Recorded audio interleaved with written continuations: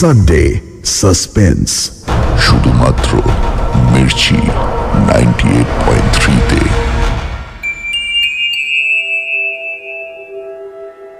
বাংলা সাহিত্যের রোমাঞ্চকর কিছু গল্প দিয়ে সাজানো আমাদের এই বিশেষ নিবেদন সানডে সাসপেন্স। আজ আপনার জন্য অনিশ দেবের লেখা পাশবিক। অনিশ দেব, তার জন্ম 22 অক্টোবর 1951 সালে কলকাতায়।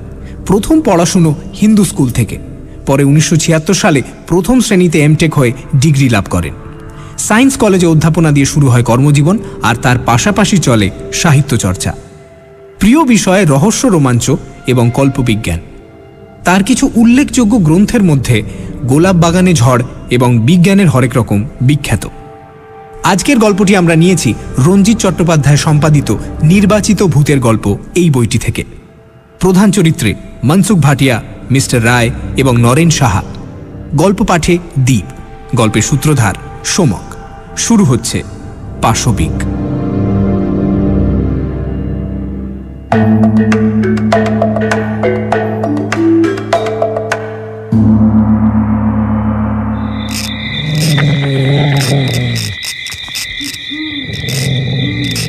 এই জাতীয় দৃশ্যের জন্য মোটেই প্রস্তুত ছিলাম না। মনসুখ ভাটিয়ার আমন্ত্রণ পেয়ে এসেছি, সুতরাং তার দেখা পাওয়াটা প্রত্যাশিত। কিন্তু ভাবিনি একটা প্রকাণ্ড হিংস্র জন্তু নিয়ে ভাটিয়া সাহেব এরকম বিচিত্রভাবে ব্যস্ত থাকবেন। আর ব্যস্ত থাকার জন্যই আমাকে প্রথমটা তিনি খেয়াল করেননি। হাঁটু গেড়ে বসে একটা বড় মাপের লোহার ফাইল নিয়ে একান্ত মনোযোগে ঘষে চলেছেন জন্তুটার ঝকঝকে ধারালো দাঁতগুলো, একটার পর একটা। বাছুরের আকৃতির লোমশ কালো প্রাণীটা অদ্ভুতভাবে দাঁত খিঁচিয়ে পাথরের মূর্তির মতো স্থির হয়ে দাঁড়িয়ে রয়েছে। দুসারি নৃশংস দাঁত যেন সাদা করাতের ফলা। দাঁতের ফাঁক দিয়ে ঝরে পড়ছে আঠালো লালা, আর শোনা যাচ্ছে একটা চাপা ক্রূঢ় কোঙানি। মনসুখ ভাটিয়া কিন্তু অত্যন্ত নির্বিকার মুখে নিজের কাজ করে চলেছেন, যেন কোনো ছোট ছেলেকে ভোরবেলা দাঁত মাজিয়ে দিচ্ছেন পুরুষ দিয়ে। অচেনা আগন্তুক দেখে চাপা ক্রূঢ় গোঙানি পরিণত হল সাবধানী গর্জনে। এবং তখনই মনসুখ আমার উপস্থিতি টের পেলেন। ঘাড় ঘুরিয়ে আমাকে দেখেই ফাইল রেখে ত্রস্ত হয়ে উঠে দাঁড়ালেন। বললেন, আরে আসুন ম্যানেজার বাবু, গরিব খানায় পায়ের ধুলো দিতে আজ্ঞা হোক। প্রাণীটার মুখের চেহারা এখন স্বাভাবিক হতেই সেটাকে কুকুর বলে চিনতে পারলাম। তবে আকার ও প্রকার দেখে কুকুরের বদলে বাঘের কথাটাই আগে মনে পড়ে। লাল জিভটা বেরিয়ে আছে দাঁতের ফাঁক দিয়ে, তা থেকে ঘাম ঝরছে। ভাটিয়া সাহেব কুকুরটার পাশেই একটা চেয়ারে বসলেন। ডান হাতটা ঘোরাফেরা করতে লাগলো ওটার লোমশ কালো পিঠে। ভাটিয়া সাহেবের গায়ের যা রং, তাতে কুকুরের পিঠে রাখা তার ডান হাতটা যেন সরাসরি অদৃশ্য হয়ে গেছে। এই প্রবল শীতেও পরনে শুধুমাত্র ধোপদুরস্ত পাজামা ও পাঞ্জাবি। গা থেকে ভুর ভুর করে বিদেশি সুবাস ভেসে আসছে। গলায় মোটা সোনার চেন আর একটা রং বেরঙের পুঁতির মালা। মালার লকেট হল বহুদিন ধরে শুকিয়ে রাখা একটা কালচে নখ, মানুষের নখ। আমি তার মুখোমুখি একটা চেয়ারে বসলাম। মনসুখ ভাটিয়ার গরিব খানায় কোনো আয়োজনেরই কমতি নেই। সামনে টেবিলে হুইস্কির খোলা বোতলও পেলাম। গ্লাসে পানীয়ের পরিমাণ প্রায় আধা আধি। ঘরের দেওয়ালে আধুনিক পদ্ধতিতে ডিস্টেম্পার করা। দরজা জানলায় রঙিন কাপড়ের পর্দা। মাথার উপর ঝুলছে অপ্রয়োজনীয় ঝাড় লণ্ঠন। অপ্রয়োজনীয় কারণ 25x25 ঘরে আরো অন্তত গোটা 3 উজ্জ্বল আলো রয়েছে। ঘরের মোজাইক করা চকচকে মেঝে সেই আলোর 50 ভাগ ফিরিয়ে দিচ্ছে প্রতিফলনের মাধ্যমে। তা ম্যানেজার বাবু, নয়া জায়গা কেমন লাগছে আপনার? হ্যাঁ, মনসুখ ভাটিয়ার এই প্রশ্নটি অত্যন্ত তাৎপর্যপূর্ণ, কারণ মাত্র কয়েক সপ্তাহ হলো আমি স্থানীয় কোলিয়ারি অফিসে অ্যাসিস্ট্যান্ট ম্যানেজার হয়ে এসেছি। এর মধ্যেই জানতে পেরেছি মনসুখ ভাটিয়া হলেন কয়লার চোরা কারবারিদের চাই, এবং শেষতম কারণ আজ রাতে তিনি আমাকে বাড়িতে নেমন্তন্ন করে ডেকে পাঠিয়েছেন। উদ্দেশ্য এখনো জানি না, তবে শিগগিরই হয়তো জানতে পারব। মুখে কৃত্রিম হাসি ফুটিয়ে বলে উঠলাম, জায়গা তো ভালোই লেগেছে, তবে কাজের চাপ খুব বেশি। ভাটিয়া সাহেব হাসলেন।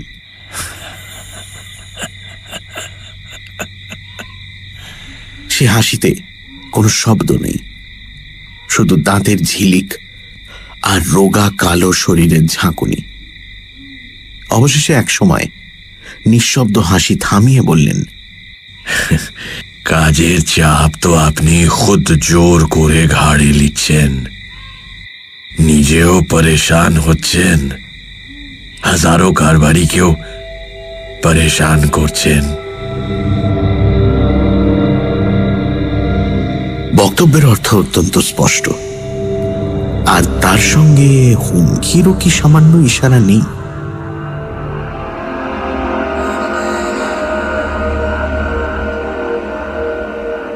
মোটামুটি ভাবে আমার কাজ হলো খনি থেকে তোলা কয়লা দিনের শেষে ওজন করে ট্রাকে চাপিয়ে হিসেব মতো বিভিন্ন গোডাউনে চালান দেওয়া। আমার মতো আরো অনেক অ্যাসিস্ট্যান্ট ম্যানেজার একই কাজে নিযুক্ত রয়েছেন। প্রথম দিন কাজ বুঝে নেওয়ার পর একজন ব্যাচেলর এএম নরেন সাহা আমার খুব অন্তরঙ্গ হয়ে পড়েছিল। তারপর 3-4 দিনের মধ্যেই সে যেন আমার বন্ধু হয়ে গেল। একদিন সন্ধ্যের পর সে আমাকে প্রায় জোর করে টেনে নিয়ে গিয়েছিল একটি দেহাতি ভাটিখানায়। আমাকে অনেক পীড়াপিড়ি করে ব্যর্থ হয়ে অবশেষে নিজেই তুলে নিয়েছিল দিশি মদের বোতল আর ভাঁড়। চুমুক লাগাতে লাগাতে নরেন সাহা অনেক কথাই বলেছে।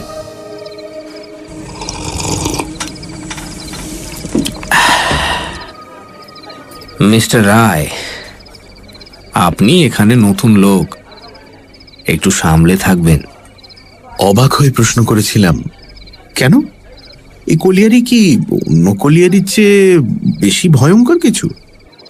ফোলা ফোলা দুটো শ্যামবর্ণ হাত নিজের হাঁটুর উপর রেখেছে নরেন সাহা। লক্ষ্য করলাম তার ডান হাতে পাশাপাশি 3টে আংটি, রূপোয় বাঁধানো পলা, গোমেদ এবং নীলা। বুঝলাম বয়সের কোটা 40 পেরোলেও নরেন সাহা ঘোর জ্যোতিষ ভক্ত। মুখের ওপর একবার হাত বুলিয়ে সে জবাব দিল, হ্যাঁ, বিপজ্জনক, কারণ অন্য কলিয়ারিতে তো আর মনসুখ ভাটিয়া নেই। এরপরে বাড়ি ফেরার পথে আরো শুনলাম চোরা পথে কয়লা কিভাবে লোপাট হয়, কারা সেই চোরা ব্যবসার নায়ক। সবাই তাদের চেনে, কিন্তু কিছু বলতে সাহস পায় না। কেন পুলিশ কোনো স্টেপ নেয় না? কে কে পুলিশ? পুলিশ? আরে ভায়া, নেহাত কিছু লোককে উর্দি পরিয়ে চাকরি দিতে হবে, তাই দেওয়া। ও বেচারীরা এসব ঝামেলায় মাথা গলালে মাথাটাই লোপাট হয়ে যাবে, বুঝলেন? শীতের হাওয়া ছুঁচের মতো এসে বিচ্ছে গায়ে। দূরে ছড়িয়ে ছিটিয়ে চোখে পড়ছে কিছু আলোর শিখা। হাইডেল পাওয়ার স্টেশনের বিজলি এখনো সব রাস্তাঘাটে জাঁকিয়ে বসতে পারেনি। চাঁদের আলোয় পাথরের টুকরো ছড়ানো মেঠো পথ ধরে আমি আর নরেন সাহা এগিয়ে চলেছি কোয়ার্টারের দিকে। রাস্তায় একদিকে এবড়ো খেবড়ো পাথরের ঢিপি, আর কোথাও কোথাও শাল, শিরিষ, শিশু গাছের হালকা জটলা। এদিকে কিছুটা এগিয়ে খোলা জায়গায় ওপেন ক্রাস্ট মাইনিং চলছে। ঘন ঘন ব্লাস্টিং করা হয় বলে শুনেছি। নরেন সাহা তার একটা ভারী হাত আমার কাঁধে রাখল, বলল, মনসুখ ভাটিয়া এই অঞ্চলে এসেছে মাত্র বছর 5। তার মধ্যে গাড়ি বাড়ি সব হাঁকিয়ে বসে আছে। গত 5 বছরে ও যা করেছে, পুরনো ঘাঘু কারবারিরা 20 বছরেও তা পারেনি।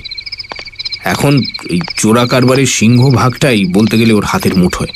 সব কটা ম্যানেজার, অ্যাসিস্ট্যান্ট ম্যানেজার, এরা সবাই ভাটিয়ার কাছ থেকে ঘুষ খায়। কারণ ঘুষ না খেলে জান খোয়াতে হবে। তবে তবে এ শর্মা এখনো মাথা নোয়ায়নি। না না। নিজের বুকে আঙুল ঠুকল নরেন সাহা। আর ঠিক সেই মুহূর্তেই একটা রক্ত হিম করা চিৎকার শীতের বাতাস কাঁপিয়ে দিল। প্রতিটি পাথরের স্তূপ সেই চিৎকারের প্রতিধ্বনি তুলে তাকে আরো ছমছমে করে তুলল। আকাশে বাতাসে এমনকি গাছের পাতায় পর্যন্ত ওই হিংস্র চিৎকার যেন থরথর করে কাঁপছে। দুজনেই থমকে দাঁড়িয়ে পড়লাম। কিন্তু সে এক মুহূর্ত। পরক্ষণেই নরেন সাহা আমার হাত ধরে টান মারল প্রচন্ড ঝটকায়। মিস্টার রায়, শিগগির শিগগির মিস্টার রায়, শিগগির কোয়ার্টারে চলুন, চলুন চলুন চলুন চলুন। আমরা ছুটতে শুরু করলাম অন্ধের মতো। অচেনা জায়গা, এবড়ো খেবড়ো জমির ওপর দিয়ে ছুটতে খুবই অসুবিধে হচ্ছে, কিন্তু গতি হ্রাস করার কোনো উপায় নেই। নরেন সাহাও তার স্থূল কায়ে শরীর নিয়ে প্রাণপণে ছুটে চলেছে। আমাদের ঘন নিঃশ্বাসের ফোঁস-ফোঁস শব্দ স্পষ্ট শোনা যাচ্ছে। ছুটন্ত অবস্থাতেই সেই চিৎকার দ্বিতীয়বার শুনতে পেলাম, যেন কোনো অপার্থিব আত্মা মুক্তি চাইছে নরকের বন্দিশালা থেকে। দূরে কোয়ার্টারের টিমটিমে বিজলি বাতি নজরে পড়ল। পাক্রমে অসম্ভব ভারী হয়ে আসছে। নরেন সাহা কিছুটা পিছিয়ে পড়েছে, কিন্তু ছুটে আসছে সমান তালে।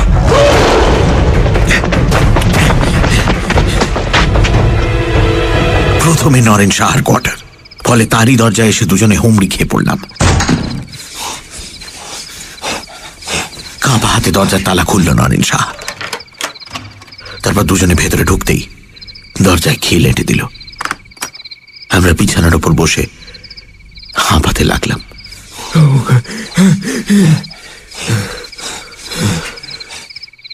অনেকক্ষণ পর শ্বাস প্রশ্বাস স্বাভাবিক হলে নরেন সাহা বলল, খুব খুব কপাল জোরে বেঁচে গেছি মিস্টার রায়। ওটা ওটা কিসের চিৎকার? মনসুখ ভাটিয়ার কুকুর। তবে লোকমুখে তার কীর্তিকলাপ যা শুনি, তাতে কালো নেকড়ে বললেও ভুল হয় না। কুকুরটা নাকি রাত বিরেতে যেখানে সেখানে ঘুরে বেড়ায়। সাঁওতাল কামিনদের ধারণা ওটা নাকি অপদেবতা। ওটা চলাফেরা কেউ টের পায় না। শুধু মাঝে মাঝে শোনা যায় ওই রক্তহীন করা চিৎকার। এক কাজ করুন, আপনি আজকের রাতটা আমার কোয়ার্টারে থেকে যান, কেমন? যুক্তিসঙ্গত ভেবেই নরেন সাহার প্রস্তাবে রাজি হয়ে গেলাম। সেই রাতে আরো অনেক খবর জানতে পেরেছি নরেন সাহার কাছ থেকে। খনি থেকে তোলা কয়লা ওজন হয়ে চালান যাবার পথেই নাকি চুরিটা বেশি হয়। কখনো কখনো খালি ট্রাক ওজন করবার সময় চোরা কারবারিদের টাকা খাওয়া কুলি কামিন ম্যানেজার ট্রাকের ওপর বড় বড় পাথরের চাই চাপিয়ে ওজন নেয়। পরে ওই ওজনের কয়লা সরিয়ে ফেলা হয় ট্রাক থেকে। নরেন সাহা বহুবার আমন্ত্রিত হয়েছে মনসুখ ভাটিয়ার কাছ থেকে, কারণ সে কঠোর চোখে নজর রাখে ওজনদারির সময়। কোনো গরমিল বা বেচাল দেখলেই রিপোর্ট করে অফিসে, এবং সোচ্চারে নিজের সততা ও সাফল্যের কথা জাহির করে বেড়ায়। ভাটিয়া সাহেবের আমন্ত্রণে নির্ভয়ে সাড়া দিয়েছে নরেন সাহা, কিন্তু তার অন্যায় প্রস্তাবে কখনো রাজি হয়নি। সেই কারণেই গত 5 বছর ধরে তার প্রমোশন বন্ধ হয়ে আছে। ভাটিয়া সাহেব ওপরওয়ালাদের মহলে কলকাঠি নেড়ে রেখেছেন, তবুও সে হার স্বীকার করেনি। ঘরের আলো জ্বেলেই আমরা কথাবার্তা বলছিলাম। রাত প্রায় 11টা হলেও আমাদের কারো চোখে ঘুম নেই।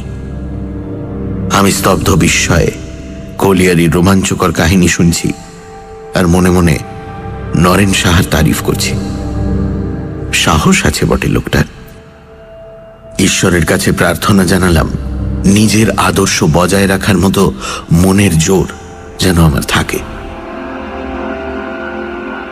এমন সময় হঠাৎ আলো নিভে গেল।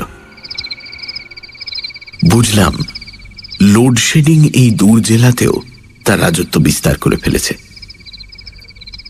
পরিবেশের জমাট নিস্তব্ধতা নতুন করে আবার অনুভব করলাম।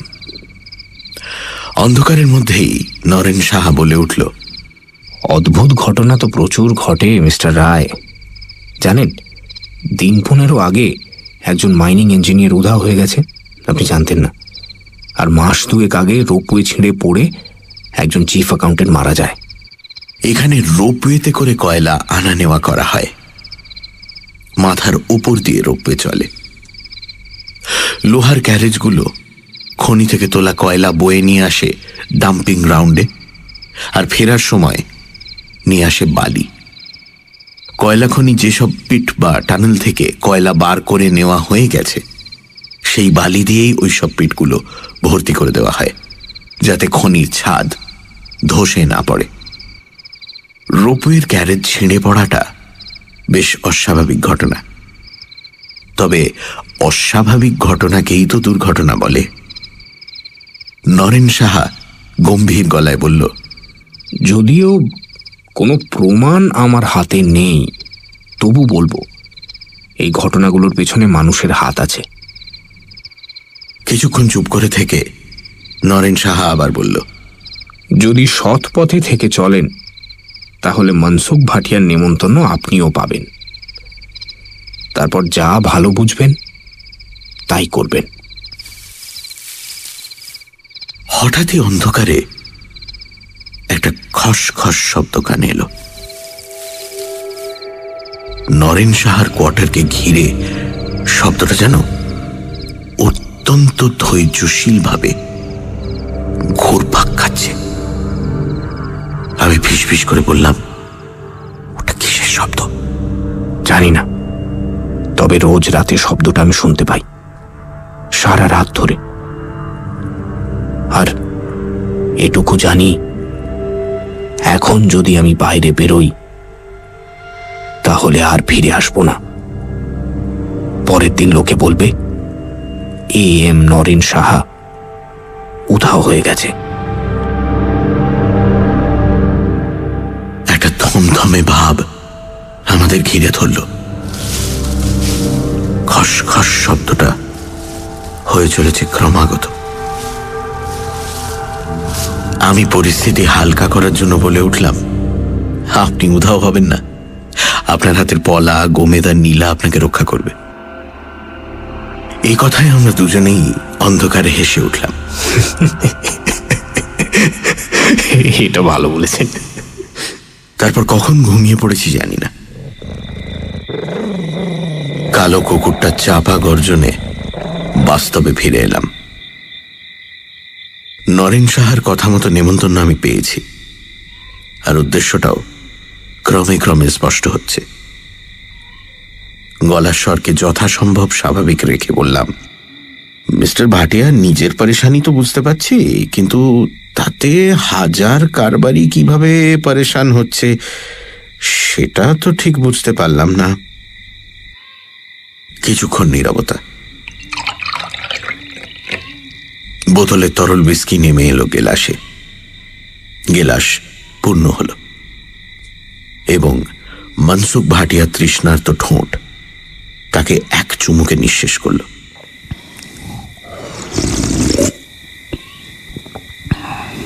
তোবড়ানো কালো মুখ, মাথায় ঝাঁকড়া চুল, চোখ সাপদের মতো চঞ্চল। কুকুরের পিঠ থেকে হাত তুলে গলার লকেটে অর্থাৎ শুকনো নখটায় হাত দিল। সেটা নাড়াচাড়া করতে লাগলো, আর নজর আমার চোখে স্থির। প্রথমটায় আমি অস্বস্তি পেয়েছি, তারপর অনুভব করেছি শরীরটা যেন অবশ অসাড় হয়ে আসছে। আমি কি সম্মোহিত হয়ে পড়ছি? कमली, कमली। ভাটিয়া সাহেব চোখ না সরিয়েই ডেকে উঠলেন, राय साहब का खाना लगाओ। আমি সমস্ত মনের জোর কেন্দ্রীভূত করে চেয়ার ছেড়ে উঠে দাঁড়ালাম। ভাটিয়া সাহেবকে বোঝানো দরকার আমি ভয় পাইনি। বললাম, না না, তার দরকার নেই, আমি খাবো না। আবার সেই নিঃশব্দ হাসি, পানের রসে রাঙানো ঠোঁট বেঁকে গেল তাচ্ছিল্যে।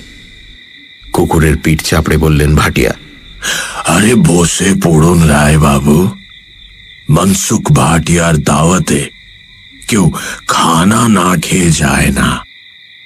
নরিন্দর সাহাও খানা খেয়েছিল, তবে ঘুষ খায়নি। নরেন সাহার কথা বলছেন ভাটিয়া, সুতরাং আমার মনোভাবও তিনি বেশ স্পষ্ট ধরে ফেলেছেন, তাতে সন্দেহ নেই।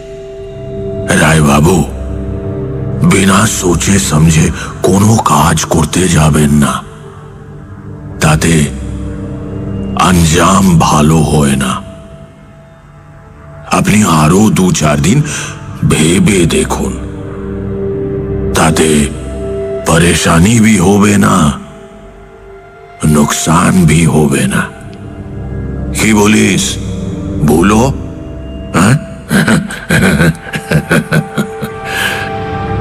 শেষ কথাটা হিংস্র জন্তুটাকে লক্ষ্য করে। এই বিকট দর্শন দানবের নাম ভুলো, এটা ভাটিয়া সাহেবের কথায় সামান্য নড়ে উঠল, তারপর মাথা নোয়ালো। তখনই অবাক হলাম, কুকুরটার ডান কানে ফুটো করে লাগানো রয়েছে এক জোড়া সোনার মাকড়ি। একই দৃশ্য, ডান কানে এক জোড়া সোনার মাকড়ি। এ কি অদ্ভুত শখ! এমন সময় এক হাত ঘোমটা টানা, লাল পেড়ে সাধারণ শাড়ি পরিহিতা এক মহিলা ঘরে এলেন। খাবারের প্লেট সাজিয়ে দিলেন সামনের টেবিলে। চেষ্টা করেও তার মুখ দেখতে পেলাম না। এরই নাম কমলি, এর সঙ্গে ভাটিয়ার কি সম্পর্ক? মহিলা জড়সড় ভঙ্গিতে একপাশে দাঁড়িয়েছিলেন।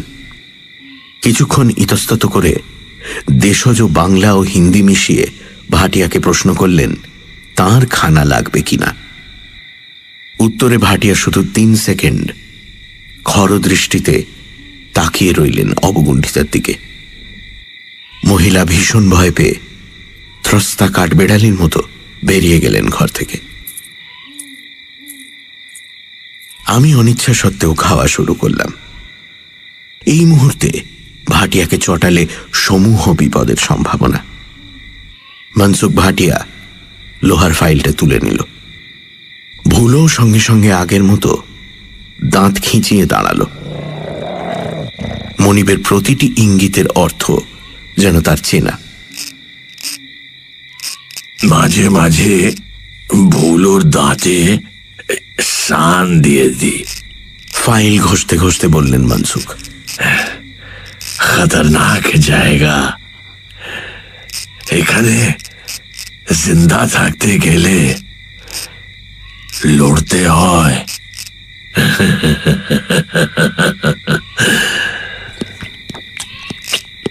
আমি খেয়ে চলেছি এবং আর চোখে দুটি প্রাণীকে লক্ষ্য করছি। ভুলোর চোখ ধক ধক করে জ্বলছে। হঠাৎই অন্দরের একটা জানলার দিকে আমার নজর গেল। রঙিন পর্দা সামান্য সরিয়ে জানলায় উকি মারছেন কমলি নামের সেই মহিলা। চুপি চুপি ইশারা করে কিছু যেন একটা বলতে চাইছেন আমাকে। আমি নিজের আচরণ অসহনীয় সংযমে স্বাভাবিক করে রাখলাম। কৌতূহল ক্রমে বাড়ছে। মহিলা কি কোনো বিপদের ইঙ্গিত দিচ্ছেন আমাকে?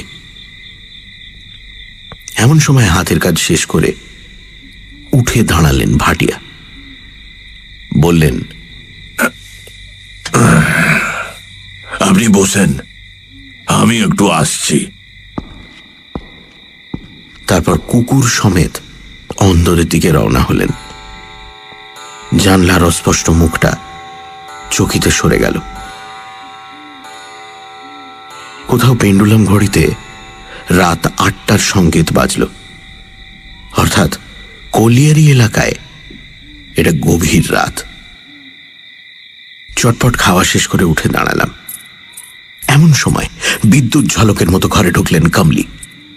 কাপ প্লেট গ্লাস সব গুছিয়ে নিতে নিতে চাপা গলায় বলে উঠলেন, এখান থেকে পালা বাবুজি, নইলে জিন তোকে শেষ করে দিবে। কথাটা বলেই মহিলা যেন ছিটকে বেরিয়ে গেলেন, কিন্তু তার ফাঁকে ঘোমটা সরে গিয়ে এক বিভৎস দৃশ্য আমার চোখের সামনে প্রকাশ পেল। কমলির মুখের বাঁ দিকটা, গাল, গলা, কাঁধ পুরনো ক্ষতের দাগে ভরা। মোটা সাদা সাদা নৃশংস দাগ। মাংসপেশিগুলো সেখানে কুঁচকে ভাঁজ হয়ে গেছে। এ কি কোনো অগ্নিকাণ্ডের ফল?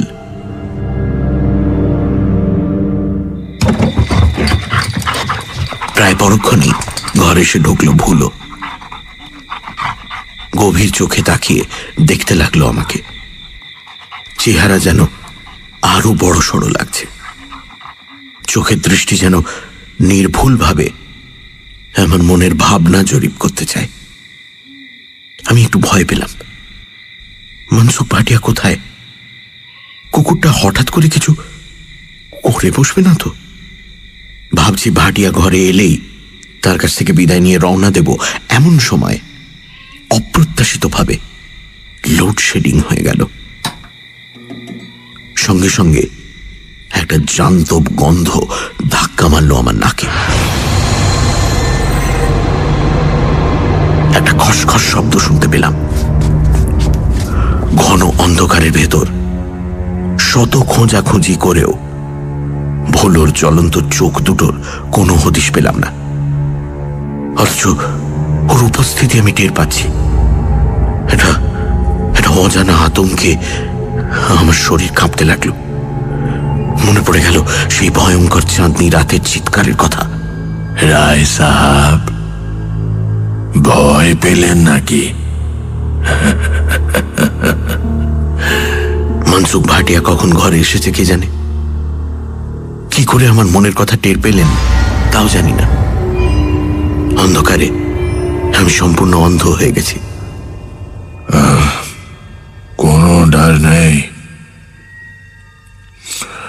আপনি বাড়ি চলে যান। আর আমার কথাটা একটু ভেবে দেখবেন। মনসুখ ভাটিয়ার স্বর কেমন জড়ানো অস্পষ্ট হয়ে গেছে। হয়তো নেশার ফলেই। আমি সদর দরজার অবয়ব আবছা দেখতে পাচ্ছিলাম। সেদিকে পা বাড়ালাম ইতস্তত করে। মনে হলো যেন পেছন থেকে মনসুখ ভাটিয়া হাসছেন, অথচ হাসির কোনো শব্দ আমি শুনিনি। কোয়ার্টারে ফেরার পথে বার দুয়েক সেই রক্ত জমাট করা চিৎকার শুনেছি।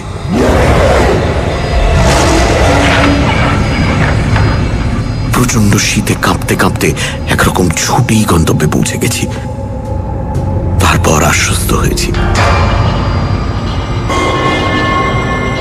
রাতে ঘুমিয়ে ঘুমিয়ে কুকুরটাকে স্বপ্নে দেখলাম। ওটা আমাকে ছেড়ে ছেড়ে খাচ্ছে।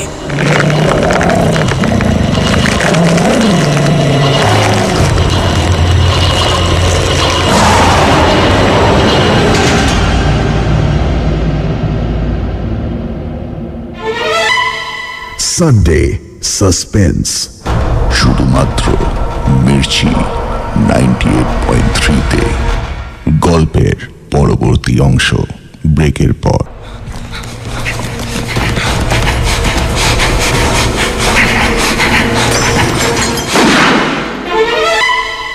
সানডে সাসপেন্স, শুধুমাত্র মির্চি 98.3-তে।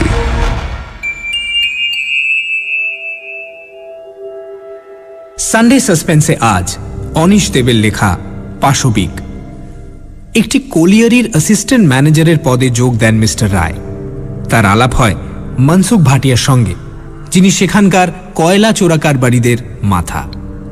মনসুখ ভাটিয়ার বাড়িতে মিস্টার রায় প্রথম দেখেন তার কুকুরটাকে, দানবিক চেহারার একটি কালো কুচকুচে জন্তু। আদিবাসীদের মতে সেটা নাকি কুকুর নয়, এক ভয়ঙ্কর অপদেবতা। তারপর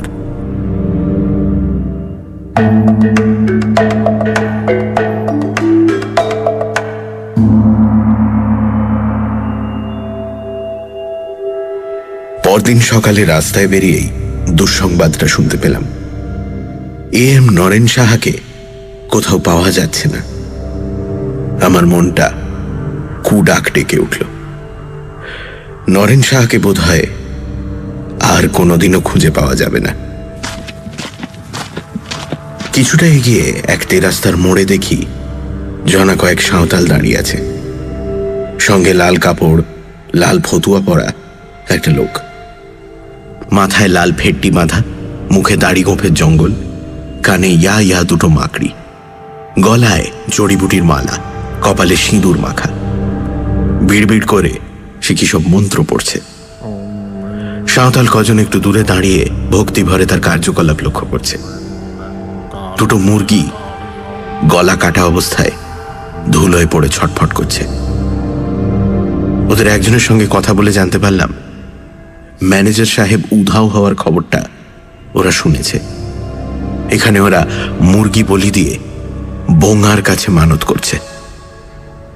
যে জিন এইসব জোয়ান লোকগুলোকে উধাও করেছে তাকে যেন বোঙা শান্ত করে দেয়। লাল পোশাক পরা গুণিন মন্ত্র পড়ে পুজোর কাজ সারছে। একটু পরে ওরা চলে গেলে আমি গুণিনের সঙ্গে আলাপ জমালাম। মুরগি দুটো তেরাস্তার সংযোগস্থলে পড়ে রইল। ভাঙা ভাঙা হিন্দিতে বললাম, এই পুজো দিলে জিন চলে যাবে? গুণিন বলল, লা বাবু, যাবে না। জিন যে চালাচ্ছে তাকে খতম করতে হবে। আমি তার কথার অর্থ ঠিক ধরতে পারলাম না। তারপর কি ভেবে মনসুখ ভাটিয়ার কথা জিজ্ঞেস করলাম। দুটো টাকা গুণিনের হাতে দিতেই সে আমাকে একটা ঘষা তামার পয়সা দিল, তার সঙ্গে বাঁধা এক টুকরো শেকড়। বলল, জিন তোমার কোনো ক্ষতি করতে পারবে না বাবু। একটুখানি চুপ করে থেকে সে আবার মুখ খুলল। বাবু, মনসুখ ভাটিয়া মন্তর জানে। ও আগে সুন্দরবনে বরদার ছিল। ক্রমে যা জানতে পারলাম তার সারাংশ হচ্ছে এই: সুন্দরবনের কাঠ চুরি করে জীবিকা নির্বাহ করে স্থানীয় অধিবাসীদের এক বিরাট অংশ। নৌকো নিয়ে একদল যখন জঙ্গলে ঢোকে তখন তাদের সঙ্গে থাকে একজন গুণিন, যাকে বলা হয় বরদার। সে কাঠ কাটার এলাকা ঘিরে বান মেরে দেয়, যাতে কোনো জন্তু জানোয়ার সেই গণ্ডি দেওয়া এলাকায় ঢুকতে না পারে। ফলে চোরা কাঠুরিয়াদের হিংস্র জন্তুর হাতে প্রাণ হারাবার ভয় থাকে না। এর বিনিময়ে বরদারকে তারা চোরাই কাঠের ভাগ দেয়। মনসুখ ভাটিয়া সেখানে আরেকজন বরদারকে খুন করে পালিয়ে আসে। আমার মনে পড়ল ভাটিয়ার গলায় ঝোলানো শুকনো কালো নোকটার কথা। ওর আসল নাম কেউ জানে না। কি করে এখানে এসে পড়ল তাও খুব স্পষ্ট নয়। বড়লোক হওয়ার আগে ও নাকি এখানে স্থানীয় আদিবাসীদের জড়িবুটির ওষুধ দিত। ওকে গুণিন বলেই সবাই মানত।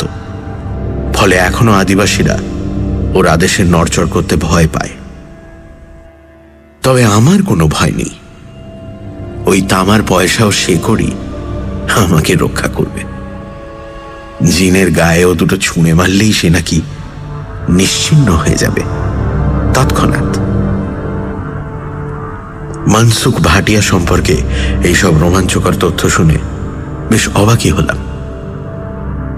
বাড়ির দিকে ফিরতে ফিরতে দু চারটে চেনা মুখের সঙ্গে দেখা হলো। তারা জানালো পুলিশ নরেন সাহার খোঁজ খবর করছে। কোয়ার্টারে ফিরে অল্প সময়ের মধ্যে তৈরি হয়ে অফিসে বেরিয়ে পড়লাম। বুঝলাম ভাটিয়া সাহেবের কথায় রাজি না হলে আমার অবস্থাও হবে নরেন সাহার মতো। এরকম আনমনা হয়ে হাঁটতে হাঁটতে এগিয়ে চলেছি, হঠাৎই একটা চেনা শাড়ি ও ঘোমটা আমার নজরে পড়ল। অফিসে যেতে হলে শনি মঙ্গলের হাট পেরিয়ে যেতে হয়। আজ মঙ্গলবার, হাট বসেছে। সে হাটেই এক তরকারিওয়ালার কাছ থেকে কি যেন কিনছেন গত রাতের সেই মহিলা, কমলি। মনসুখ ভাটিয়া সম্পর্কে যত তথ্য জানা সম্ভব সবই আমাকে জানতে হবে, নইলে তার মোকাবিলা আমি করতে পারবো না। সুতরাং চারপাশে একবার নজর চালিয়ে সোজা গিয়ে দাঁড়ালাম কমলির পাশে। ষষ্ঠ ইন্দ্রিয়ের সাহায্যে উনি যেন আমার উপস্থিতি টের পেলেন। তরকারির দাম মিটিয়ে হন হন করে এগিয়ে চললেন রাস্তার একটি অপেক্ষাকৃত নির্জন অংশের দিকে। দুটো ঝুপসি অসৎ গাছের আড়ালে দাঁড়িয়ে উনি চাপা গলায় জিজ্ঞেস করলেন, তুই কি চাস বাবু? মনসুখ ভাটিয়া আপনার কে হয়? মারাত। উত্তর শুনে আমি চমকে উঠলাম। ইনি মনসুখ ভাটিয়ার স্ত্রী, অথচ বেশবাস অত্যন্ত সাধারণ। হঠাৎ দেখলে কেউ ভাটিয়ার ঝি ভেবে ভুল করবে। চিন্তা করে দেখলাম চটপট খবর আদায় করতে গেলে নরেন সাহার প্রসঙ্গ তোলা দরকার। সুতরাং সেই কথাই তাকে জিজ্ঞেস করলাম। এক হাত ঘোমটার আড়ালে কমলি ভাটিয়া চমকে উঠলেন। মুখে কাপড় চাপা দিয়ে চুপ করে রইলেন কিছুক্ষণ, তারপর বললেন, এমন কিছু একটা যে হবে সে মালুম ছিল। কাল রাতে ভুলোর দাঁতে ধার দেওয়ার বহর দেখে বুঝেছি। তবে তবে আমি তোর জন্য ভয় পেয়েছি বাবু। আমি তখন বললাম যে আমারও প্রাণ সংশয়। এ ধরনের ভয়াবহ ঘটনার প্রতিকার করা দরকার। আমি তার সাহায্য চাই। তারপর সাঁওতাল গুনিনের কাছে তার স্বামী সম্পর্কে যেসব কথা শুনেছি সমস্ত খুলে বললাম। নরেন সাহার নিখোঁজ সংবাদ ও আমার অনুনয়ে নরম হলেন মহিলা। বললেন, বড়লোক হবার আগে আমরা সাঁওতাল গায়ে থাকতাম। তখনও সেতল গুনিনের সঙ্গে আমার স্বামীর সম্পর্ক ভালো ছিল। তাকে অনেক কথাই বলেছে। তারপর জানতে পারলাম আর এক ভয়াবহ প্রসঙ্গ। সুন্দরবনে কমলির বাবাকেই খুন করেছিল মনসুখ। সে নাকি মেয়ের সঙ্গে এক বদ বর্দারের বিয়ে দিতে চায়নি। বর্দার বাপকে খুন করে মেয়ে কমলিকে নিয়ে ভেগে পড়ে মনসুখ। ওর ওপরে কম অত্যাচার চালায়নি গত 10 বছরে। তারপর এখানে এসে ক্রমে ক্রমে কয়লার চোরা কারবারে ঢুকলেন। কাঁচা পয়সা হাতে পেয়ে মাথা খারাপ হয়ে গেল। তারপর ভুলোকে কিনে বসলেন এক সাহেবের কাছ থেকে। নতুন করে শুরু হলো তন্ত্র সাধনা। কমলি বাধা দিতে চেয়েছেন এবং তার ফলও পেয়েছেন হাতে হাতে। মুখের বাঁদিকে তারই চিহ্ন আমি পেয়েছি। কে করেছে এরকম সর্বনাশ? ওই কুকুরটা? না রে বাবু। তবে কি আপনার স্বামী? কিছুক্ষণ চুপ করে থেকে কমলি ভাটিয়া বললেন, তুই জানে। তারপর দ্রুত পায়ে সরে যাবার আগে বলে গেলেন, তুই এখান থেকে পালা বাবুজি। ও জিনকে আটকানোর ক্ষমতা সে আমার নেই। উনি চলে যাবার পরেও বেশ কিছুক্ষণ হতভম্ব হয়ে আমি দাঁড়িয়ে রইলাম। ওর জবাবের অর্থ কি? দুজনেই? তার মানে? বেশ চিন্তাকুল অবস্থাতেই অফিসে পৌঁছলাম।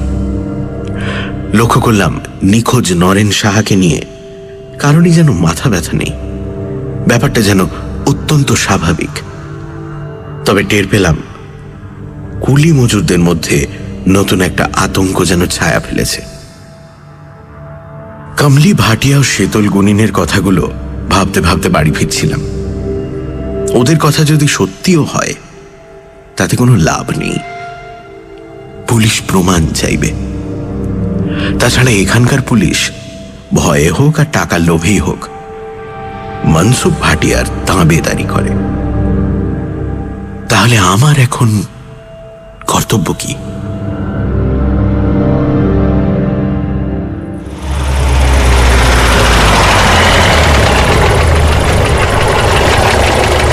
ভাবনায় ডুবেছিলাম বলেই কালো অ্যাম্বাসেডর গাড়িটাকে একেবারে খেয়াল করিনি। গাড়িতে স্টিয়ারিংয়ে বসে ভাটিয়া সাহেব, পোশাক গত রাতের মতোই, তবে দু চোখে কুটিল সন্দেহ। আমার গা ঘেঁষে গাড়িটা দাঁড় করিয়ে তিনি বলে উঠলেন, আসেন রায় বাবু, আসেন, একবার আমার ডেরায় যেতে হবে, একটা মজার জিনিস আপনাকে দেখাবো। হাত বাড়িয়ে গাড়ির দরজাটা খুলে দিলেন তিনি। আমার বুক দুরু দুরু করে উঠল। সূর্য ডুবে আঁধার নেমে এসেছে। কাঁচা সড়কের ওপর দ্বিতীয় কোনো মানুষ নজরে পড়ছে না। জিনের ভয়ে সবাই বুঝি তাড়াতাড়ি আস্তানায় ফিরে গেছে। আসেন রায় সাহেব, আসেন, উঠে আসেন, আসেন। মনসুখের স্বর অধৈর্য হয়ে উঠেছে। পকেটে হাত দিয়ে শীতল গুনিনের রক্ষা কবচটা একবার অনুভব করলাম। তারপর উঠে বসলাম মনসুখ সাহেবের গাড়িতে। উনি গাড়ি ছুটিয়ে দিলেন। জানলা দিয়ে কনকনে ঠান্ডা বাতাস এসে আমার হাড় পর্যন্ত কাঁপিয়ে দিতে লাগলো। ভাটিয়ার মুখে কোনো কথা নেই। শীতল দুটো চোখ মেলে তাকিয়ে রয়েছেন সামনের সড়কের দিকে। তার মুখ থেকে ভেসে আসছে মদের গন্ধ। একটা জিনিস বুঝতে পারলাম, বাড়িতে ডেকে নিয়ে গিয়ে আমাকে লোপাট করার মতলব ভাটিয়ার নেই।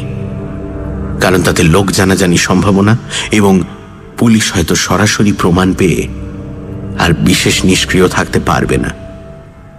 কিন্তু সত্যিই কি সে ভরসা আছে? এরকম এলোমেলো চিন্তা করতে করতেই পৌঁছে গেলাম মনসুখ ভাটিয়ার বাড়িতে।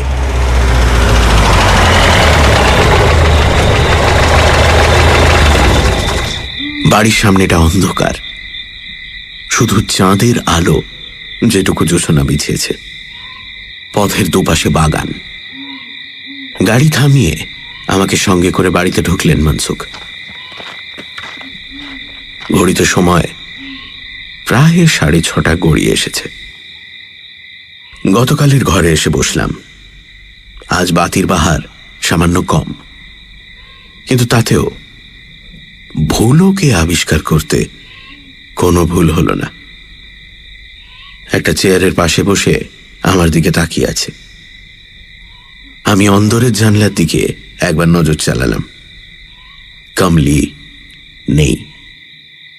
ভাটিয়া উঠে গিয়ে কোণের একটা টেবিলের তলা থেকে কালো মতো কি একটা জিনিস নিয়ে এলেন। ঠকাস করে আমার সামনে টেবিলের ওপর ফেলে দিয়ে বললেন, দেখেন তো রায় সাহেব, চিনতে পারেন কিনা? আরেকবার আমার মাথায় যেন বজ্রপাত হলো। ভাবনা, চিন্তা, বুদ্ধি সব ওলট পালট হয়ে গেল। এক তীক্ষ্ণ আর্তনাদ বেরিয়ে এলো আমার ঠোঁট চিরে। চোখ জোড়া কি ঠিকরে বেরিয়ে আসবে কোটর ছেড়ে? টেবিলের ওপর পড়ে রয়েছে একটা কাটা হাত। কালো রঙের আঙুলগুলো ফোলা ফোলা, আর 3টে আঙুলের পাশাপাশি 3টে পাথর বসানো আংটি। পলা, গোমেদ ও নীলা। জ্যোতিষশাস্ত্র নরেন সাহাকে বাঁচাতে পারেনি। আমার মুখে কোনো কথা নেই। মনসুখ ভাটিয়া হাতটা তুলে নিয়ে ভুলোর দিকে ছুঁড়ে দিলেন। কুকুরটা হিংস্র দাঁতের পাটি বের করে ঝাঁপিয়ে পড়লো হাতটার উপর। ওটাকে দাঁতে নখে ছিঁড়ে ছিঁড়ে খেতে লাগলো। কি বিভৎস সে দৃশ্য! ভুলো যখন কষ্ট করে নিয়ে এসেছে তখন এই হাতটা ওরই পাওনা, কি বলেন রায়বাবু? ও হ্যাঁ, শুনলাম নাকি নরিন্দর সাহাকে পাওয়া যাচ্ছে না, একেবারে লোপাট হয়ে গেছে। আমি আর সহ্য করতে পারলাম না, চেয়ার ছেড়ে উঠে দাঁড়ালাম। বললাম, আমি এক্ষুনি পুলিশে খবর দেব, লোকে জানুক নরেন সাহাকে কে খুন করেছে। বিচিত্র হাসিতে ফেটে পড়লেন ভাটিয়া। সে হাসিতে বুক কেঁপে ওঠে, মস্তিষ্কে হিম আতঙ্ক বাসা বাঁধে।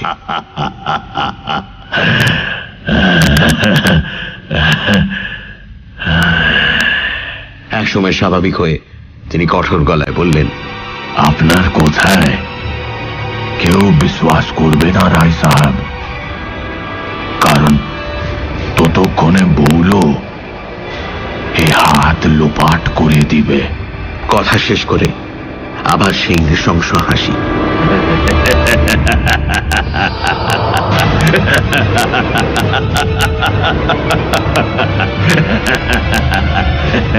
নিজেকে ঘোরতর বিপন্ন জেনেও আমি পাগলের মতো ক্ষিপ্ত হয়ে উঠলাম। চিৎকার করে বললাম, মনসুখ ভাটিয়া, তোমার সব খবর আমি জানি। তোমাকে আর আমি ভয় পাই না। তুমি সুন্দরবনের বর্দার ছিলে, সেখানে শ্বশুরকে খুন করেছো, তারপরে এখানে এসে চোরা কারবারে নেমেছো আর দরকার মতো মানুষ খুন করে বেড়াচ্ছ। শেতল গুনিন আমাকে সব বলেছে, কমলি ভাটিয়ার কাছেও সব কথা আমি শুনেছি। দাঁড়াও, তোমার হিসেব আমি শেষ করছি। ঘরের মধ্যে যেন ভূমিকম্প হয়ে গেল, বয়ে গেল অসম শক্তিশালী সাইক্লোন। সবকিছু যেন দুরন্ত গতিতে ওলট পালট হয়ে যাচ্ছে। এক অদ্ভুত গর্জন করে উঠল মনসুখ ভাটিয়া। সালি বদতমিজ औरत! নরেন সাহার হাতটা আংটি সমেত শেষ করে ফেলেছে ভুলো। উঠে দাঁড়িয়ে সেও একটা চাপা গর্জন করে উঠল। তার চোখ ধক ধক করে জ্বলছে। আমাকে অবাক করে এক লাফে অন্দরের দিকে চলে গেলেন মনসুখ। বিদ্যুৎ ঝলকের মতো ভুলো তার পিছু নিল। ঘরে আমি একা দাঁড়িয়ে রইলাম, কিংকর্তব্য বিমূঢ়। ছুটে পালাবো কিনা সেটাও ঠিক বুঝতে পারছি না। এমন সময় ঝড়ের গতিতে ঘরে ঢুকলেন কমলি। প্রায় কান্না ভাঙা স্বরে বললেন, বাবু ভাগ যা বাবু, ইহা সে তুম ভাগ যা বাবু, ভাগ যা বাবু। পাশের কোনো একটা ঘর থেকে বিচিত্র সুরে শব্দোচ্চারণের বিচিত্র ধ্বনি আমার কানে আসছে। সঙ্গে সঙ্গে একটা হিংস্র গর্জন।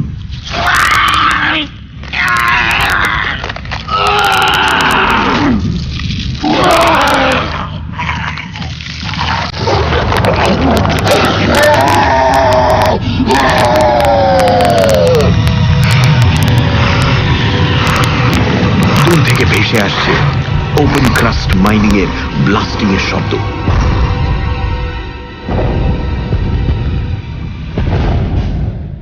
কমলি ঝটিতে উধাও হয়ে গেল ঘর থেকে। আমার কানে ভেসে আসছে শুধু দুটি কথা, বাবু পালাও। হঠাৎই ঘরের দরজায় এসে দাঁড়ালো ভুলো। সে একা, কিন্তু এ কোন ভুলো? আকার এসে প্রায় 1.5 গুণ বড় হয়ে গেছে। চোখের মনিতে জ্বলন্ত ভাবটা নেই, মুখের অভিব্যক্তিতে এক আশ্চর্য ক্রূর হিংসার ছাপ। তার কান দুটো নড়ছে, আর সেই সঙ্গে সোনার মাকড়ি জোড়াও। এমন সময় ঘরের সমস্ত আলো নিভে গেল। লোডশেডিং। আমি মুহূর্তের মধ্যে সদর দরজা লক্ষ্য করে ছুটতে শুরু করলাম। পেছন থেকে ভেসে এলো রক্ত বরফ করে দেওয়া এক চিৎকার। সে চিৎকারে প্রতিশোধের আগুন ও উল্লাস যেন ঠিকরে বেরোচ্ছে। আমি প্রাণপণে ছুটে চলেছি। পলকে বাগান পেরিয়ে সড়কে পা দিলাম। রাস্তা খাঁ খাঁ করছে, চতুর্দিকে অন্ধকার, শুধু চাঁদের ফ্যাকাশে আলো দিক নির্ণয়ের একমাত্র সম্বল। আমি ঊর্ধ্বশ্বাসে ছুটতে লাগলাম। পেছনে ফিরে দেখার সাহস ছিল না। শুধু কানে আসছিল ব্লাস্টিং এর শব্দ আর ভয়াবহ জন্তুটার অলৌকিক চিৎকার। বেশ কিছুটা পথ ছুটে শরীর ক্লান্ত হয়ে এলো। কোর্টের এখনো অনেক দূরে। বুঝতে পারছি আমি অসম প্রতিযোগিতায় নাম লিখিয়েছি। ভারী পায়ে ছুটতে ছুটতে এক সময় পেছনে ফিরে তাকালাম এবং যে দৃশ্য দেখলাম তা বোধহয় কোনোদিন ভোলার নয়। ভয়ঙ্কর দানবটা মানুষের মতো শুধুমাত্র পেছনের দুপায়ে ভর দিয়ে ছুটে আসছে অবিশ্বাস্য গতিতে।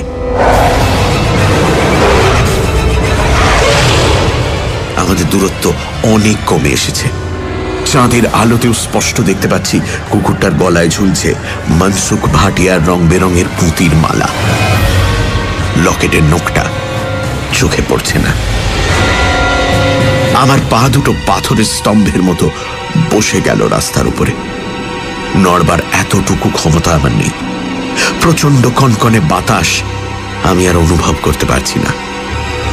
অদূরে পাথরের ছোট বড় ঢিপি আমারই মতো নিশ্চল। শুধু কতগুলো ঝাঁকড়া গাছের মাথা এপাশ ওপাশে দুলছে।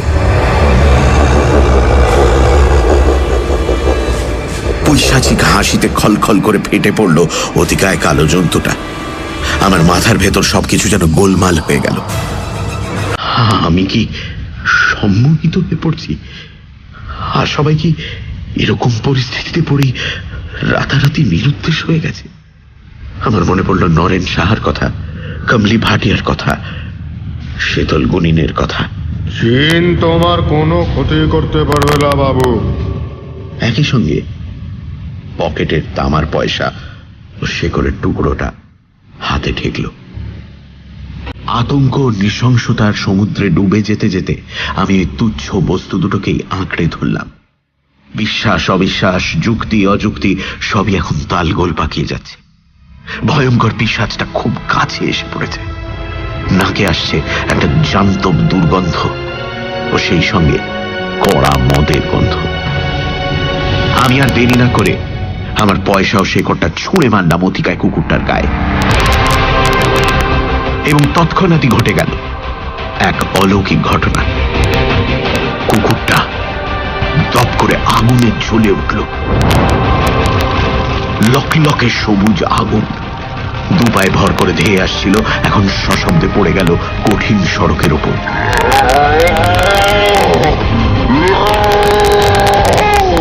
সবুজ আগুনের অপার্থিব লেলিহান শিখায় সে ছটফট করতে লাগলো। অবশেষে তার গলা দিয়ে বেরিয়ে এলো এক সুদীর্ঘ ভয়ঙ্কর চিৎকার। তারপর অস্পষ্ট খসখসে স্বরে সে মরণ আর্তনাদ করে উঠল।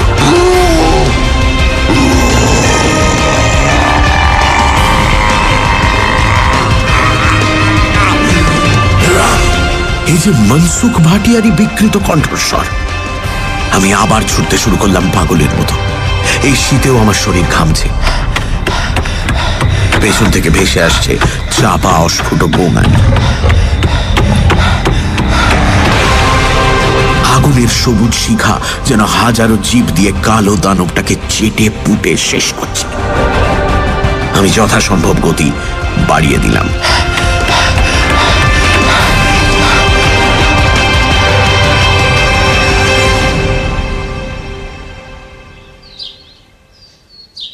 পরদিন খবর পেলাম মনসুখ ভাটিয়া মারা গেছেন এবং তার কুকুর ভুলো কোথায় যেন উধাও হয়ে গেছে।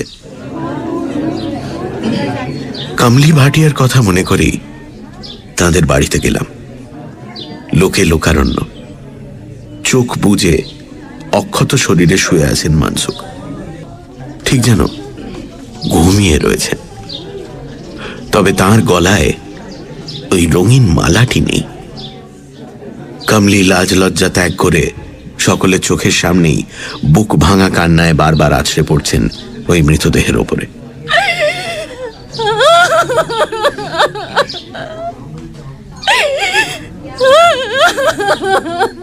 জটলার মধ্যে হঠাৎ শীতল গুনিনকে দেখতে পেয়ে তাকে একপাশে ডেকে নিলাম। গত রাতের সমস্ত ঘটনা খুলে বললাম। তারপর রক্ষা কবচের জন্য ধন্যবাদ জানিয়ে 5 টাকা দিয়ে দিলাম তার হাতে। সে বলল, বাবু, মনসুখ শরীর চালান জানতো, নিজের জানকে ঢুকিয়ে দিত কুকুরের ভেতর। তখন সে কুকুরের চোখ দিয়ে দেখত আর বুড়া কাম করত। ওই রঙিন মালা ও ছিল ওর মন্ত্রের মালা। কোয়ার্টারে ফেরার পথে মনসুখ ভাটিয়ার কথাই ভাবছিলাম। সোনার মাকড়ি দুটো কি ওর সঙ্গে কুকুরের শরীরের যোগসূত্র রক্ষা করত? শরীর চালান করার পর কুকুরটা আয়তনে বেড়ে ওঠার কারণ বোধ হয় জন্তুটা শরীরে তখন 2 আত্মা বাসা বাঁধত, আর মনসুখের অসাড় দেহ পড়ে থাকত বাড়িতে। কুকুরটা তখন মানুষের আচার আচরণ, বুদ্ধি ও জান্তব হিংস্রতা 2 মিলিয়েই রাতের আঁধারে শত্রু নিধন করত।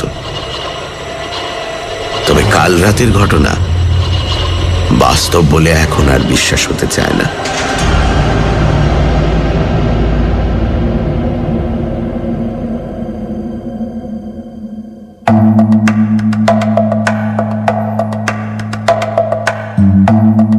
শুনছিলেন পাশবিক, রচনা অনিশ দেব, গল্প পাঠে এবং মিস্টার রায়ের চরিত্রে দীপ, মনসুখ ভাটিয়া মীর, গল্পের সূত্রধার এবং নরেন সাহা সোমক, কমলির ভূমিকায় অয়ন্তিকা, শীতল গুনিন অগ্নি, শব্দগ্রহণ, আবহ সঙ্গীত এবং স্পেশাল এফেক্টসে রিচার্ড, পর্ব পরিচালনায় রাইট ব্রাদার্স থেকে অনির্বাণ ও অভিষেক এবং সোমক, পরিকল্পনা ও পরিচালনায় ইন্দ্রাণী। গলায় মোটা সোনার চেন আর একটা রং বেরঙের পুঁতির মালা।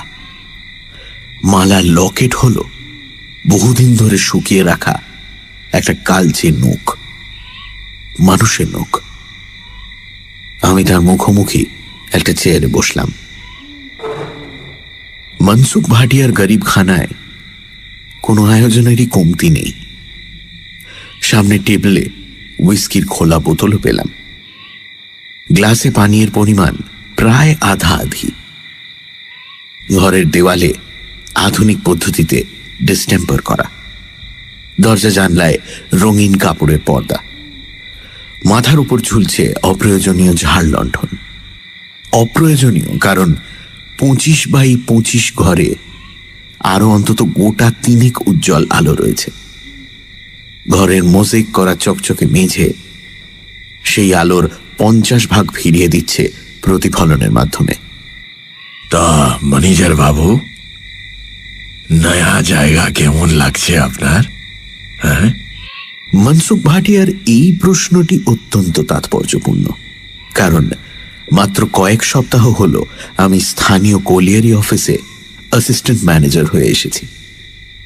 এর মধ্যেই জানতে পেরেছি মনসুখ ভাটিয়া হলেন কয়লার চোরা কারবারিদের চাই, এবং শেষতম কারণ আজ রাতে তিনি আমাকে বাড়িতে নেমন্তন্ন করে ডেকে পাঠিয়েছেন। উদ্দেশ্য এখনো জানি না, তবে শিগগিরই হয়তো জানতে পারব। মুখে কৃত্রিম হাসি ফুটিয়ে বলে উঠলাম, জায়গা তো ভালোই লেগেছে, তবে কাজের চাপ খুব বেশি। ভাটিয়া সাহেব হাসলেন।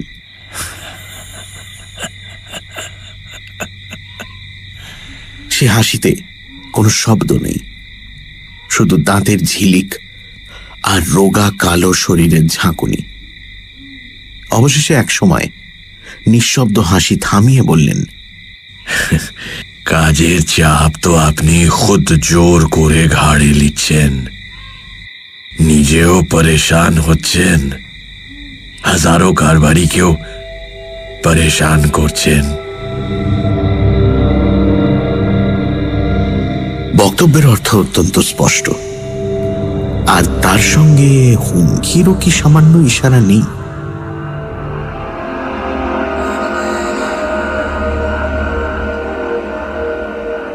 মোটামুটি ভাবে আমার কাজ হলো খনি থেকে তোলা কয়লা দিনের শেষে ওজন করে ট্রাকে চাপিয়ে হিসেব মতো বিভিন্ন গোডাউনে চালান দেওয়া।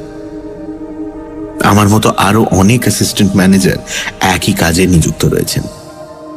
প্রথম দিন কাজ বুঝে নেওয়ার পর একজন ব্যাচেলর এএম নরেন সাহা আমার খুব অন্তরঙ্গ হয়ে পড়েছিল। তারপর ৩-৪ দিনের মধ্যেই সে যেন আমার বন্ধু হয়ে গেল। একদিন সন্ধ্যের পর সে আমাকে প্রায় জোর করে টেনে নিয়ে গিয়েছিল একটি দেহাতি ভাটিখানায়। আমাকে অনেক পীড়াপিড়ি করে ব্যর্থ হয়ে অবশেষে নিজেই তুলে নিয়েছিল দিশি মদের বোতল আর ভাঁড়। চুমুক লাগাতে লাগাতে নরেন সাহা অনেক কথাই বলেছে।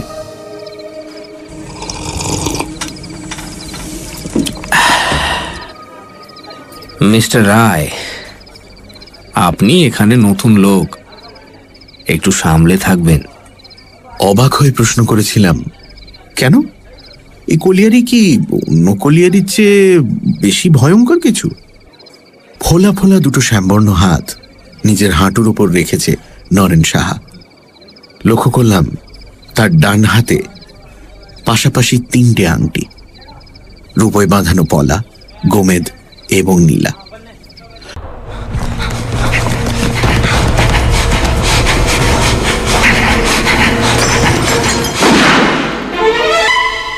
সানডে সাসপেন্স, শুধুমাত্র মির্চি 98.3-তে।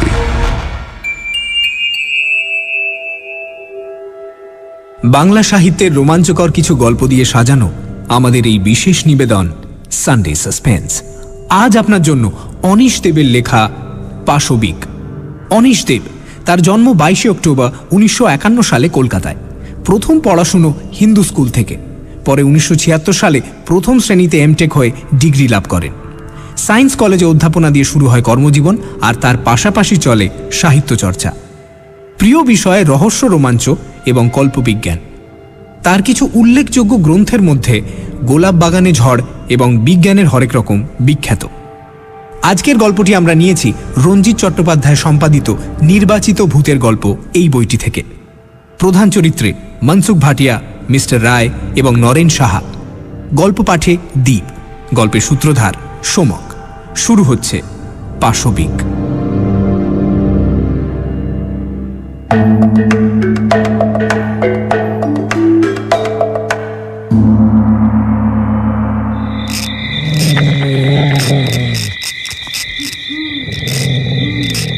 এই জাতীয় দৃশ্যের জন্য মোটেই প্রস্তুত ছিলাম না। মনসুখ ভাটিয়ার আমন্ত্রণ পেয়ে এসেছি, সুতরাং তার দেখা পাওয়াটা প্রত্যাশিত। কিন্তু ভাবিনি একটা প্রকাণ্ড হিংস্র জন্তু নিয়ে ভাটিয়া সাহেব এরকম বিচিত্রভাবে ব্যস্ত থাকবেন। আর ব্যস্ত থাকার জন্যই আমাকে প্রথমটা তিনি খেয়াল করেননি। হাঁটু গেড়ে বসে একটা বড় মাপের লোহার ফাইল নিয়ে একান্ত মনোযোগে ঘষে চলেছেন জন্তুটার ঝকঝকে ধারালো দাঁতগুলো, একটার পর একটা। বাছুরের আকৃতির লোমশ কালো প্রাণীটা অদ্ভুতভাবে দাঁত খিঁচিয়ে পাথরের মূর্তির মতো স্থির হয়ে দাঁড়িয়ে রয়েছে। দুসারি নৃশংস দাঁত যেন সাদা করাতের ফলা। দাঁতের ফাঁক দিয়ে ঝরে পড়ছে আঠালো লালা, আর শোনা যাচ্ছে একটা চাপা ক্রূঢ় গোঙানি। মনসুখ ভাটিয়া কিন্তু অত্যন্ত নির্বিকার মুখে নিজের কাজ করে চলেছেন, যেন কোনো ছোট ছেলেকে ভোরবেলা দাঁত মাজিয়ে দিচ্ছেন পুরুষ দিয়ে। অচেনা আগন্তুক দেখে চাপা ক্রূঢ় গোঙানি পরিণত হলো সাবধানী গর্জনে। এবং তখনই মনসুখ আমার উপস্থিতি টের পেলেন। ঘাড় ঘুরিয়ে আমাকে দেখেই ফাইল রেখে ত্রস্ত হয়ে উঠে দাঁড়ালেন। বললেন, আরে আসুন ম্যানেজার বাবু, গরিব খানায় পায়ের ধুলো দিতে আজ্ঞা হোক। প্রাণীটার মুখের চেহারা এখন স্বাভাবিক হতেই সেটাকে কুকুর বলে চিনতে পারলাম। তবে আকার ও প্রকার দেখে কুকুরের বদলে বাঘের কথাটাই আগে মনে পড়ে। লাল জিভটা বেরিয়ে আছে দাঁতের ফাঁক দিয়ে, তা থেকে ঘাম ঝরছে। ভাটিয়া সাহেব কুকুরটার পাশেই একটা চেয়ারে বসলেন। ডান হাতটা ঘোরাফেরা করতে লাগলো ওটার লোমশ কালো পিঠে। ভাটিয়া সাহেবের গায়ের যা রং, তাতে কুকুরের পিঠে রাখা তার ডান হাতটা যেন সরাসরি অদৃশ্য হয়ে গেছে। এই প্রবল শীতেও পরনে শুধুমাত্র ধোপদুরস্ত পাজামা ও পাঞ্জাবি। গা থেকে ভুর ভুর করে বিদেশি সুবাস ভেসে আসছে। বুঝলাম বয়সের কোটা 40 পেরোলেও নরেন সাহা ঘোর জ্যোতিষ ভক্ত। মুখের ওপর একবার হাত বুলিয়ে সে জবাব দিল, হ্যাঁ, বিপজ্জনক। কারণ অন্য কলিয়ারিতে তো আর মনসুখ ভাটিয়া নেই। এরপরে বাড়ি ফেরার পথে আরো শুনলাম চোরা পথে কয়লা কিভাবে লোপাট হয়, কারা সেই চোরা ব্যবসার নায়ক। সবাই তাদের চেনে, কিন্তু কিছু বলতে সাহস পায় না। কেন পুলিশ কোনো স্টেপ নেয় না? কে কে পুলিশ? পুলিশ? আরে ভায়া, নেহাত কিছু লোককে উর্দি পরিয়ে চাকরি দিতে হবে, তাই দেওয়া। ও বেচারীরা এসব ঝামেলায় মাথা গলালে মাথাটাই লোপাট হয়ে যাবে, বুঝলেন? শীতের হাওয়া ছুঁচের মতো এসে বিচ্ছে গায়ে। দূরে ছড়িয়ে ছিটিয়ে চোখে পড়ছে কিছু আলোর শিখা। হাইডেল পাওয়ার স্টেশনের বিজলি এখনো সব রাস্তাঘাটে জাঁকিয়ে বসতে পারেনি। চাঁদের আলোয় পাথরের টুকরো ছড়ানো মেঠো পথ ধরে আমি আর নরেন সাহা এগিয়ে চলেছি কোয়ার্টারের দিকে। রাস্তায় একদিকে এবড়ো খেবড়ো পাথরের ঢিপি, আর কোথাও কোথাও শাল, শিরিষ, শিশু গাছের হালকা জটলা। এইদিকেই কিছুটা এগিয়ে খোলা জায়গায় ওপেন ক্রাস্ট মাইনিং চলছে। ঘন ঘন ব্লাস্টিং করা হয় বলে শুনেছি। নরেন সাহা তার একটা ভারী হাত আমার কাঁধে রাখল, বলল, মনসুখ ভাটিয়া এ অঞ্চলে এসেছে মাত্র বছর 5। তার মধ্যে গাড়ি বাড়ি সব হাঁকিয়ে বসে আছে। গত 5 বছরে ও যা করেছে, পুরনো ঘাগু কারবারিরা 20 বছরেও তা পারেনি। এখন এই চোরা কারবারের সিংহভাগটাই বলতে গেলে ওর হাতের মুঠোয়। সব কটা ম্যানেজার, অ্যাসিস্ট্যান্ট ম্যানেজার, এরা সবাই ভাটিয়ার কাছ থেকে ঘুষ খায়। কারণ ঘুষ না খেলে জান খোয়াতে হবে। তবে তবে এ শর্মা এখনো মাথা নোয়ায়নি। না না। নিজের বুকে আঙুল ঠুকল নরেন সাহা। আর ঠিক সেই মুহূর্তেই একটা রক্ত হিম করা চিৎকার শীতের বাতাস কাঁপিয়ে দিল। প্রতিটি পাথরের স্তূপ সেই চিৎকারের প্রতিধ্বনি তুলে তাকে আরো ছমছমে করে তুলল। আকাশে বাতাসে এমনকি গাছের পাতায় পর্যন্ত ওই হিংস্র চিৎকার যেন থরথর করে কাঁপছে। দুজনেই থমকে দাঁড়িয়ে পড়লাম। কিন্তু সে এক মুহূর্ত। পরক্ষণেই নরেন সাহা আমার হাত ধরে টান মারল প্রচন্ড ঝটকায়। মিস্টার রায়, শিগগির শিগগির মিস্টার রায়, শিগগির কোয়ার্টারে চলুন, চলুন চলুন চলুন চলুন। আমরা ছুটতে শুরু করলাম অন্ধের মতো। অচেনা জায়গায় এবড়ো খেবড়ো জমির ওপর দিয়ে ছুটতে খুবই অসুবিধে হচ্ছে, কিন্তু গতি হ্রাস করার কোনো উপায় নেই। নরেন সাহাও তার স্থূল কায়ের শরীর নিয়ে প্রাণপণে ছুটে চলেছে। আমাদের ঘন নিঃশ্বাসের ফোঁস-ফোঁস শব্দ স্পষ্ট শোনা যাচ্ছে। ছুটন্ত অবস্থাতেই সেই চিৎকার দ্বিতীয়বার শুনতে পেলাম, যেন কোনো অপার্থিব আত্মা মুক্তি চাইছে নরকের বন্দিশালা থেকে। দূরে কোয়ার্টারে টিমটিমে বিজলি বাতি নজরে পড়ল।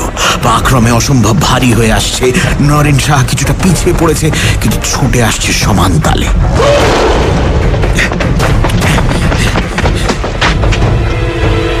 প্রথমে নরেন সাহার কোয়ার্টার, ফলে তারই দরজায় এসে দুজনে হুমড়ি খেয়ে পড়লাম। কাঁপা হাতে দরজার তালা খুলল নরেন সাহা। তারপর দুজনে ভেতরে ঢুকতেই দরজায় খিল এঁটে দিল। আমরা বিছানার ওপর বসে হাঁপাতে লাগলাম।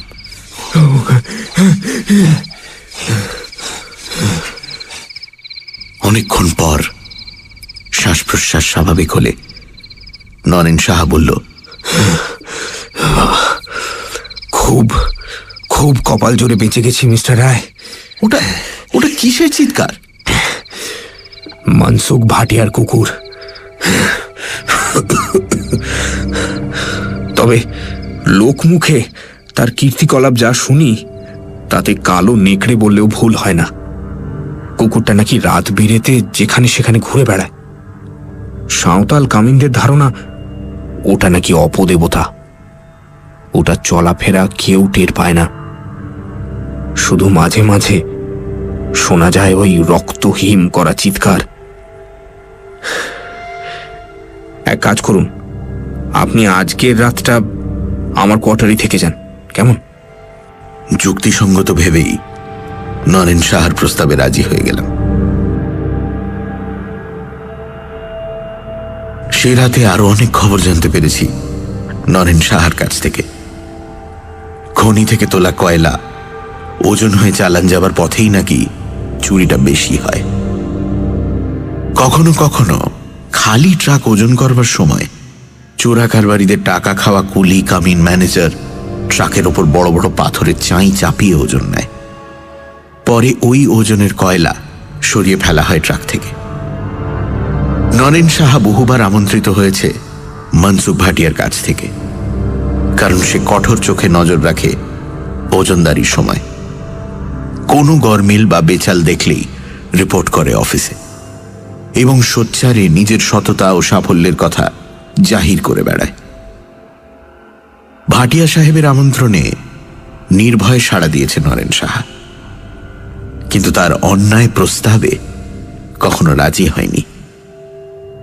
সেই কারণেই গত 5 বছর ধরে তার প্রমোশন বন্ধ হয়ে আছে। ভাটিয়া সাহেব ওপরওয়ালাদের মহলে কলকাঠি নেড়ে রেখেছেন, তবুও সে হার স্বীকার করেনি। ঘরের আলো জ্বেলেই আমরা কথাবার্তা বলছিলাম। রাত প্রায় 11টা হলেও আমাদের কারো চোখেই ঘুম নেই।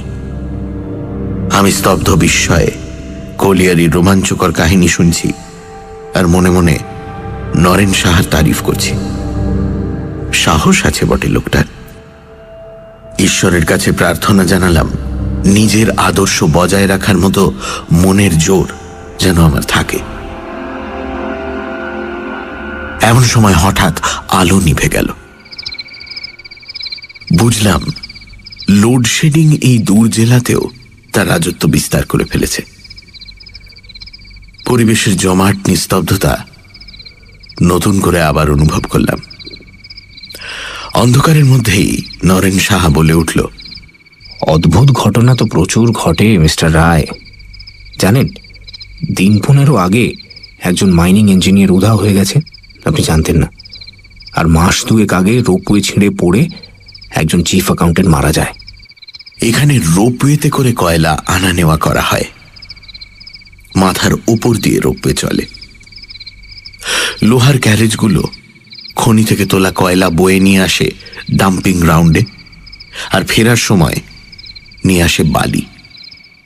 কয়লা খনি যেসব পিট বা টানেল থেকে কয়লা বার করে নেওয়া হয়ে গেছে, সেই বালি দিয়েই ওই সব পিটগুলো ভর্তি করে দেওয়া হয়, যাতে খনির ছাদ ধসে না পড়ে। রোপওয়ের ক্যারেজ ছিঁড়ে পড়াটা বেশ অস্বাভাবিক ঘটনা। তবে অস্বাভাবিক ঘটনাকেই তো দুর্ঘটনা বলে। নরেন সাহা গম্ভীর গলায় বলল, যদিও কোনো প্রমাণ আমার হাতে নেই, তবু বলবো এই ঘটনাগুলোর পেছনে মানুষের হাত আছে। কিছুক্ষণ চুপ করে থেকে নরেন সাহা আবার বলল, যদি সৎ পথে থেকে চলেন তাহলে মনসুখ ভাটিয়ার নেমন্তন্ন আপনিও পাবেন। তারপর যা ভালো বুঝবেন তাই করবেন। হঠাৎই অন্ধকারে একটা খসখস শব্দ কানে এলো। নরেন সাহার কোয়ার্টারকে ঘিরে শব্দটা যেন অত্যন্ত ধৈর্যশীল ভাবে ঘুরপাক খাচ্ছে। আমি ফিস করে বললাম, ওটা কিসের শব্দ? জানি না, তবে রোজ রাতে শব্দটা আমি শুনতে পাই, সারা রাত ধরে। আর এটুকু জানি, এখন যদি আমি বাইরে বেরোই তাহলে আর ফিরে আসবো না। পরের দিন লোকে বলবে এম নরেন সাহা উধাও হয়ে গেছে। একটা থমথমে ভাব আমাদের ঘিরে ধরল। খসখস শব্দটা হয়ে চলেছে ক্রমাগত। আমি পরিস্থিতি হালকা করার জন্য বলে উঠলাম, আপনি উধাও হবেন না, আপনার হাতের পলা, গোমেদ আর নীলা আপনাকে রক্ষা করবে। এই কথায় আমরা দুজনেই অন্ধকারে হেসে উঠলাম। এটা ভালো বলেছেন। তারপর কখন ঘুমিয়ে পড়েছি জানি না। কালো কুকুরটা চাপা গর্জনে বাস্তবে ফিরে এলাম। নরেন সাহার কথা মতো নেমন্তন্ন আমি পেয়েছি, আর উদ্দেশ্যটাও ক্রমে ক্রমে স্পষ্ট হচ্ছে। গলার স্বরকে যথাসম্ভব স্বাভাবিক রেখে বললাম, মিস্টার ভাটিয়া, নিজের পরেশানি তো বুঝতে পারছি, কিন্তু তাতে হাজার কারবারি কিভাবে পরেশান হচ্ছে সেটা তো ঠিক বুঝতে পারলাম না। কিছুক্ষণ নীরবতা। বোতলের তরল বিস্কি নেমে এলো গেলাসে। গেলাস পূর্ণ হল এবং মনসুখ ভাটিয়া তৃষ্ণার্ত ঠোঁট তাকে এক চুমুকে নিঃশেষ করল।